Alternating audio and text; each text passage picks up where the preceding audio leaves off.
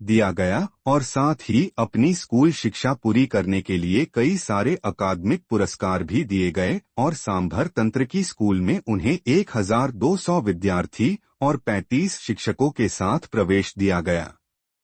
गणित की परीक्षा उन्होंने दिए गए समय से आधे समय में ही पूरी कर ली थी और उनके उत्तरों से ऐसा लग रहा था जैसे ज्योमेट्री और अनंत सीरीज से उनका घरेलू संबंध हो।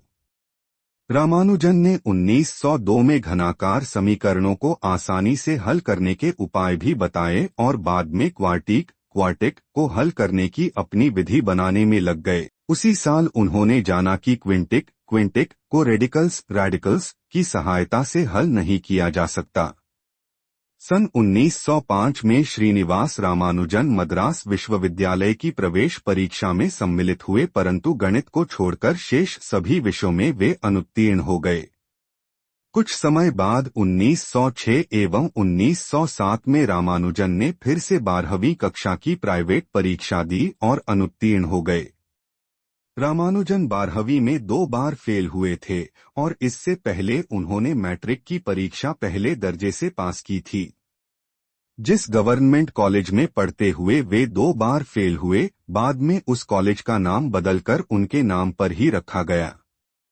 श्रीनिवास रामानुजन जब मैट्रिक कक्षा में पढ़ रहे थे, उसी समय उन्हें स्थानीय कॉलेज की लाइब्रेरी से गणित का एक ग्रंथ मिला, a synopsis of elementary results in pure and applied mathematics, synopsis of elementary results in pure and applied mathematics. लेखक थे George S Carr. George Shoobridge Carr. Ramanujan ने जॉर्ज एस कार की गणित के परिणामों पर लिखी किताब पढ़ी और इस पुस्तक से प्रभावित होकर स्वयं ही गणित पर कार्य करना प्रारंभ कर दिया। इस पुस्तक में उच्च गणित के कुल 5000 फार्मूले दिए गए थे, जिन्हें रामानुजन ने केवल 16 साल की आयु में पूरी तरह आत्मसात कर लिया था।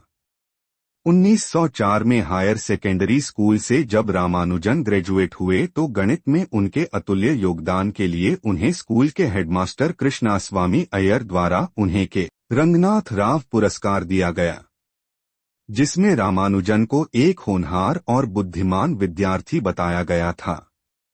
उन्होंने उस समय परीक्षा में सर्वाधिक गुण प्राप्त किए थे।